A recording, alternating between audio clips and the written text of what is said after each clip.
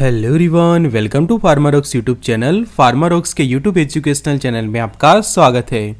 आज के video lecture में हम डिटेल में स्टडी करेंगे एमॉक्सिसिलिन कैप्सूल्स के बारे में। तो हम सीखेंगे उसके बेसिक यूज़ के बारे में और जानेंगे कौन से अलग अलग मेडिकल कंडीशंस के अंदर ये एमॉक्सिसिलिन कैप्सूल्स यूज़ किए जाते हैं। साथ ही जानेंगे कि उसके डोज वगैरह क्या होते हैं, कि कौन से डेली डोज के अंदर ये मेडिकेशंस को यूज़ करनी चाहिए। साथ ही जानेंगे उसके साइड इफ़ेक्ट्स और कौन से वार्निंग्स रहेंगी, कॉन्ट्राइंडिकेशंस रहेंगे। तो सभी की डिटेल स्टडी करते हैं हम ये लेक्चर के अंदर डिटेल में। तो expert lecture by Amar sir, assistant professor and founder of Pharmarocks. Thank you for be in Pharmarocks family और अपडेटेड रहिए फार्मा नॉलेज के साथ। सब्सक्राइब करिए चैनल, प्रेस करिए बेल आइकॉन, एक्सेस करिए study material, test series and video lecture Pharmarocks की app ऊपर।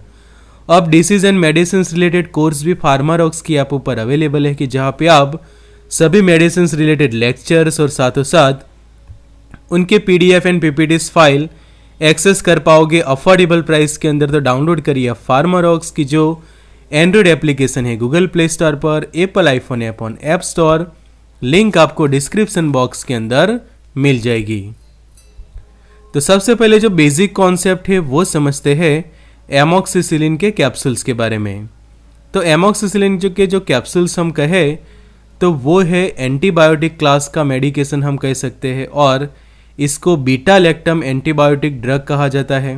और ये मेडिकेशंस जो है वो प्रिस्क्रिप्शन बेस्ड मेडिकेशंस कही जाती है, मतलब कि सिर्फ आप प्रिस्क्रिप्शन के बेसिस पे ही आप उसको परचेस कर सकते हैं, जिसको हम कहते हैं कि RX ओनली मेडिकेशन। की यहाँ पे आप देखो कि उसका जो पैकिंग है उसके ऊपर RX जो है वो लिखा हुआ है। उसका मतलब होता है कि ये मेडिकेशंस जो है वो सिर्फ और सिर्फ प्रिस्क्रिप्शंस के ऊपर ही अवेलेबल होती है।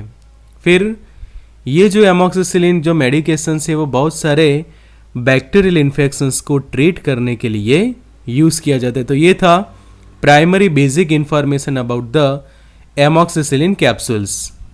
अब जानते हैं उसके बेसिक यूज़ के कौन से अलग अलग मेडिकल कंडीशंस में एमॉक्सिसिलिन यूज़ की जाती है। तो सबसे पहले है मिडल ईयर इन्फेक्शंस के अंदर ये यूज़ किया जाता है, कि जब आपको कान में इन्फेक्शन होता है और वहाँ पे जब समझो कि काफ़ी दर्द होता है, ईयर इन्फेक्शंस वगैरह है, तो उस वक्त एमॉक्सिसिलिन के कैप्सूल्स जो है वो प्रिस्क्राइब किए जाते हैं। सेकंड हम देखें तो टूथ इन्फेक्शन की। यहाँ पे आप देखो कि दांतों के अंदर जब कैविटी होती है और वो कैविटी के कारण जब इन्फेक्शंस छेक अंदर की ओर पहुंचता है, तो उस वक्त जो पल्प होते हैं, फिर हमारे जो टीथ के जो अंदरूनी हिस्से वगैरह होते हैं, सभी धीरे धीरे डैमेज होती है और वहाँ पे इन्फेक्शन होता है, और ये इन्फेक्शन होता है बैक्टीरियल इन्फेक्शन। और उस वक्त हमें पता है कि काफ़ी पेन होता है और स्वेलिंग देखने को मिलती है, वहाँ पे इन्फ्लेमेशन जो हम कहते हैं, सूजन हो जाती है। तो ऐसे कंडीशंस को भी ट्रीट करने के लिए ये मेडिकेशंस प्रिस्क्राइब की जाती है टूथ इन्फेक्शंस के अंदर। फिर समझो कि रेस्पिरेटरी ट्रैक के इन्फेक्शंस के अंदर हम देखें तो जब किसी को न्यूमोनिया होता है तो न्यूमोनिया के अंदर भी एमॉक्सिसिलिन के कैप्सूल प्रिस्क्राइब किए जाते हैं। फिर आपको समझो कि स्किन इन्फेक्शंस है तो स्किन इन्फेक्शंस में भी ये यूज़ की जाती है। यूरिनरी ट्रैक इन्फेक्शन में भी एमॉक्सिसिलिन जो है वो प्रिस्क्राइब की जाती है। टाइफाइड फीवर, कि जब किसी को और टाइफाइड का जो टेस्ट है वो पॉजिटिव आता है, जिसको हम कहते हैं कि टाइफाइड फीवर किसी को हुआ है, तो उनको भी ये एज ए एंटीबायोटिक एमॉक्सिसिलिन जो है वो प्रिस्क्राइब की जाती है। फिर नज़ल साइनसिस का जो इन्फेक्शन होता है वहाँ भी ये काफ़ी इफेक्टिव है। एंड जब स्ट्रैप थ्रॉट की जो कंडीशन प्रोड्यूस होती है, कि ये वाले डायग्राम में आप देखो तो थ्रॉट इन्फेक्शन जिसको हम कहते हैं कि स्ट्रैप थ्रॉट हो जाते हैं, गले में खाराश आ जाती है, वहाँ पे छाले देखने को मिलते हैं, सूजन होती है, इन्फ्लेमेशन जैसी कंडीशन देखने को मिलती है। तो ये सभी मेडिकल कंडीशंस के ट्रीटमेंट में ये एमॉक्सिसिलिन कैप्सूल यूज़ किए जाते हैं।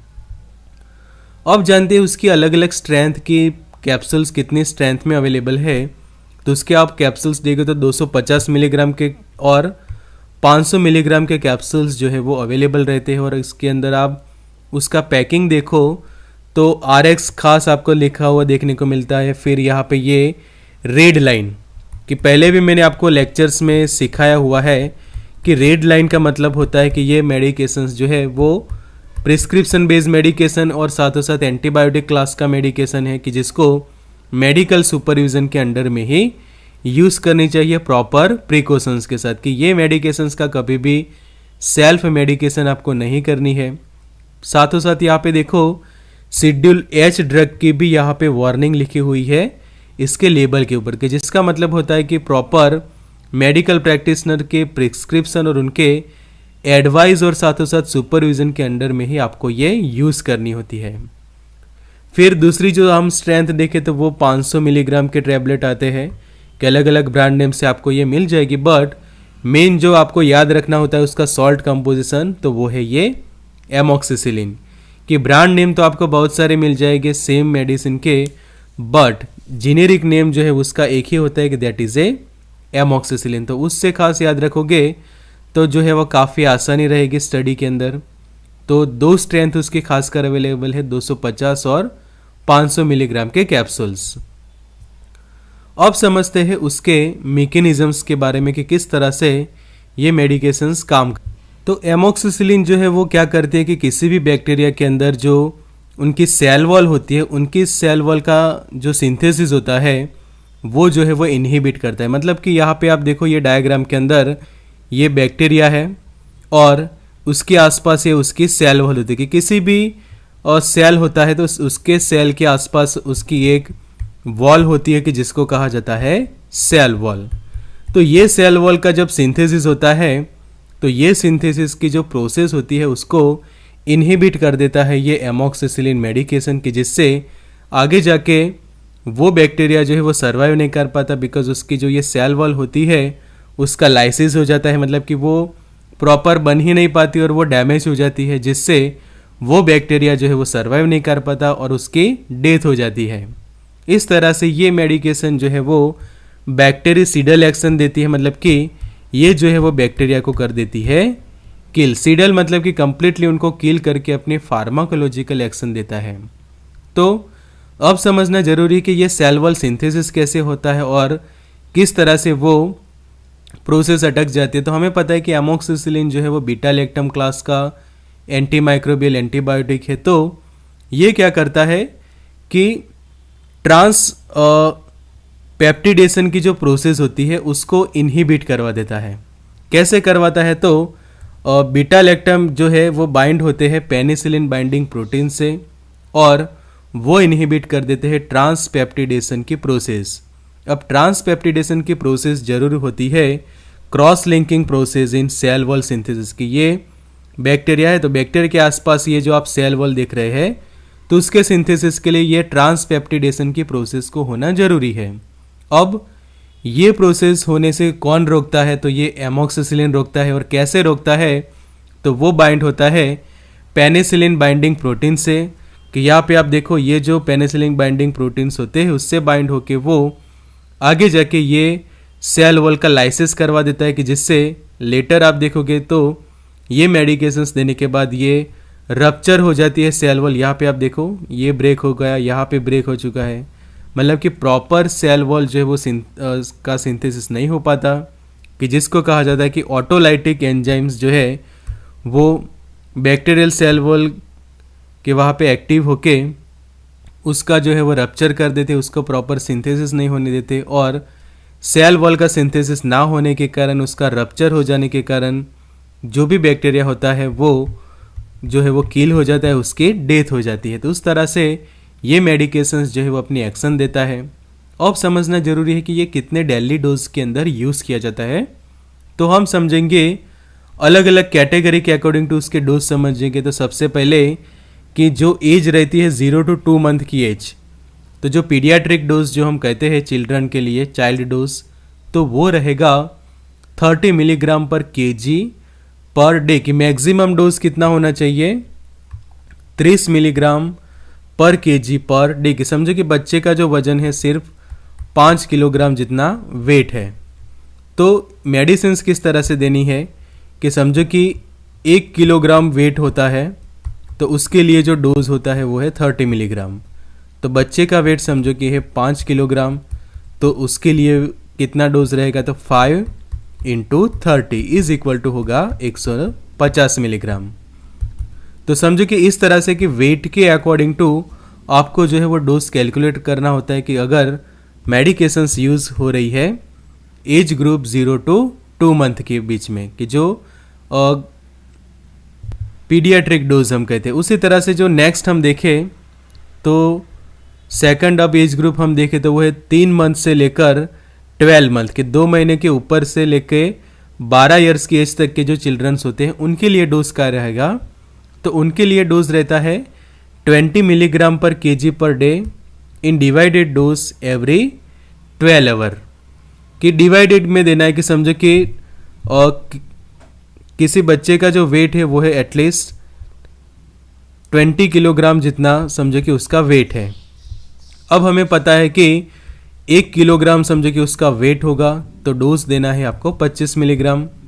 20 किलोग्राम वेट है तो उसके लिए डोज कितना हुआ, तो 25 इंटू 20 मतलब कि वो हो जाएगा 500 मिलीग्राम। तो 500 मिलीग्राम को आपको डिवाइड करके देना है एवरी 12 आवर्स, मतलब कि 250 मिलीग्राम पहले आप देंगे, फिर 250 मिलीग्राम और पहले 12 आवर्स के लिए, और दूसरे 12 आवर्स के लिए दूसरा 250 मिलीग्राम। तो उस वक्त जो है इस टाइप के टैबलेट्स की जो 250 मिलीग्राम के जो कैप्सूल्स आते हैं वो यूज़ आप कर सकते कि अगर वेट 20 kg है तो उस तरह से ये किलोग्राम पर डे के अकॉर्डिंग टू जो है वो डोज कैलकुलेट किया जाता है। अब नेक्स्ट जो एज ग्रुप हम देखें तो वो बनेगा हमारे लिए 12 से लेकर 17 इयर्स तक की एज, या फिर 12 से लेकर ऊपर की एज के जो होते हैं 17 तक के, तो उनके लिए जो डोज रहेगा वो रहेगा 6 mg once per day for 10 days, कि 750 मिलीग्राम जितना जो डोज है वो आप पर डे जो है वो उनको दे सकते हैं मैक्सिमम फॉर 10 डेज। मतलब कि समझो कि आप 250 मिलीग्राम की जो कैप्सूल्स यूज़ कर रहे हैं पेशेंट, तो वो जो है वो दिन में 3 बार जो है वो ले लेगा, कि एक समझो कि मॉर्निंग में लिए जाती है ब्रेकफास्ट करने के बाद, सेकंड फिर समझो कि एटलीस्ट 8 आवर्स के बाद लेनी चाहिए। तो टोटल पर डे 750 मिलीग्राम जाना चाहिए। तो उसका मतलब ये होगा कि 250 mg 250 और थर्ड 250 पर सभी तीनों डोज के बीच में डिफरेंस होना चाहिए एटलीस्ट 8 आवर का, कि यहाँ पे 8 आवर, फिर दूसरे 8 आवर और तीसरा के बीच में भी 8 आवर्स। तो टोटल 24 आवर्स हो जाएंगे और 24 आवर्स के अंदर 750 मिलीग्राम जितना जो डोज है वो पेशेंट को डिलीवर होगा। तो ध्यान याद रखना है कि हर 8 घंटे पे 250 मिलीग्राम जितना डोज जो है वो पेशेंट को मिलना चाहिए, और प्रॉपर ब्रेकफास्ट के बाद या फिर खाना खाने के बाद ही ये मेडिकेशंस लेने चाहिए। फिर एडल्ट डोज हम देखें तो एडल्ट डोज में भी सेम कंडीशन है कि 750 milligram once per day for maximum 10 days के 10 डेज तक उसकी थेरापी जो है वो आप कंटिन्यू रख सकते हैं। तो उसमें भी सेम हो गया कि 750 मिलीग्राम पर वो डिवाइडेड में दिया जाता है, कि ऐसे नहीं कि आप एक ही टाइम पे 750 मिलीग्राम दे दो, ऐसा नहीं होता, वो डिवाइडेड डोजेज में अंदर दिया जाता है, कि चाहे कोई एक टाइम 500 mg लेता है या फिर दूसरे टाइम 250 mg, या फिर कुछ केसेस के अंदर समझो कि हायर डोज की ज़रूरत नहीं होती तो वहाँ पे 500 मिलीग्राम के जो टैबलेट होते हैं वंस अ डे भी यूज़ किए जाते हैं। तो इस तरह से उसके डेली डोज तैयार होते हैं एमॉक्सिसिलिन के कैप्सूल्स के। अब जानते हैं उसके साइड इफ़ेक्ट्स के बारे में। तो सबसे पहले पेशेंट्स जो है वो कई बार नोज़िया एंड वॉमिटिंग जैसा फील करते हैं, कुछ केसेस में डायरिया देखने को मिलता है, स्टमक के अंदर पेन होता है, हेडेक जैसे कंडीशंस प्रोड्यूस होते हैं, कि जिसको हम कहते हैं कुछ कॉमन साइड इफ़ेक्ट, कि नोज़िया वॉमिटिंग होना भी कॉमन साइड इफ़ेक्ट में आएगा। फिर समझो कि किसी को डायरिया होता है और काफ़ी माइल्ड डायरिया है तो भी वो नॉर्मल साइड इफ़ेक्ट्स के अंदर आएगा, या फिर कॉमन साइड इफ़ेक्ट के अंदर थोड़ा सा स्टमक पेन हो रहा है या फिर लाइट हेडेक जैसा हो रहा है, तो वो सब उसके कॉमन साइड इफ़ेक्ट रहेंगे। बट जो कुछ ऐसे सीवियर साइड इफ़ेक्ट आपको हो सकती है, जैसे कि रैसेस ऑन स्किन, कैसे समझो कि रैसेस देखने को मिल रहे हैं तो तुरंत ये कैप्सूल को जो है वो लेना बंद कर देनी चाहिए।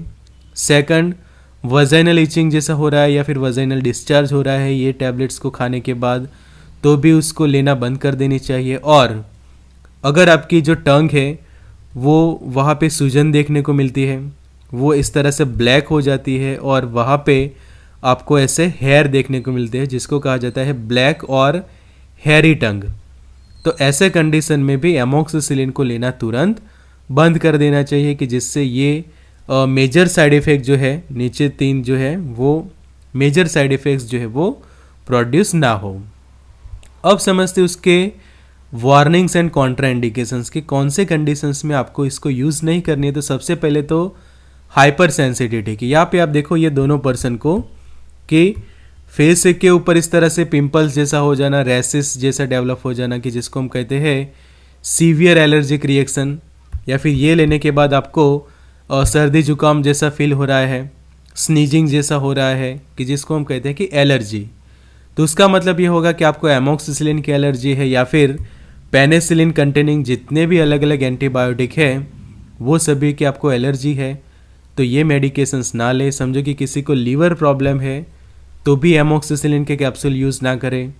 फिर ब्लॉकेज हुए ऑफ नॉर्मल बाइल फ्लो कि बाइल फ्लो जो होता है उसमें ब्लॉकेज है तो भी यूज़ नहीं करनी। सीवियर रीनल इम्पेयरमेंट मतलब कि आपके किडनीज जो है वो दोनों किडनीज अच्छे से काम नहीं कर रही तो भी यूज़ ना करें। और एलर्जी है आपको पेनिसिलिन से तो भी आपको ये कैप्सूल जो है वो यूज़ नहीं करने। तो ये खास ध्यान रखें कि कौन से कॉन्ट्रा इंडिकेशंस एंड वार्निंग है ये कैप्सूल के बारे में। अब समझना जरूरी है कि ये कैप्सूल प्रेगनेंसी में यूज़ करते हैं या नहीं। तो उसका आंसर है यस, बिकॉज हम जानते हैं कि कुछ एंटीबायोटिक्स जो है वो प्रेगनेंसी के दौरान सेफ होते हैं जबकि कुछ एंटीबायोटिक्स जो है वो सेफ नहीं होते।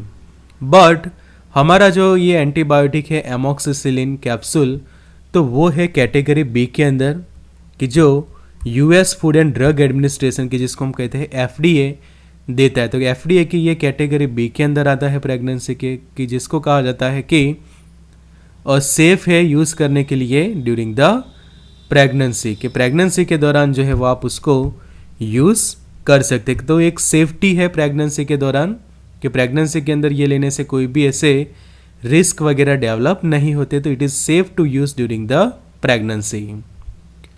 तो thank you for attending this lecture. ऐसे ही जो लेक्चर्स है मेडिसिन रिलेटेड फार्मारॉक्स की ऐप ऊपर अवेलेबल है कि जो एंड्रॉयड ऐप है एप्पल आईफोन ऐप से भी आप डाउनलोड कर पाओगे और हमारे पीडीएफ पीपीटीज फाइल वगैरह एक्सेस कर पाओगे डिसीज एंड उनके ट्रीटमेंट रिलेटेड के, और वो भी अफोर्डेबल प्राइसेस के अंदर। तो डाउनलोड करिए फार्मारॉक्स और एक्सेस करिए ये सभी कोर्सेज को फार्मारॉक्स की ऐप ऊपर। ज्वाइन कर सकते हैं व्हाट्सएप ग्रुप, ये वाला हेल्पलाइन नंबर है। एक्सेस करिए study material test series and video lecture Pharmarocks की ऐप ऊपर। So good luck and all the best.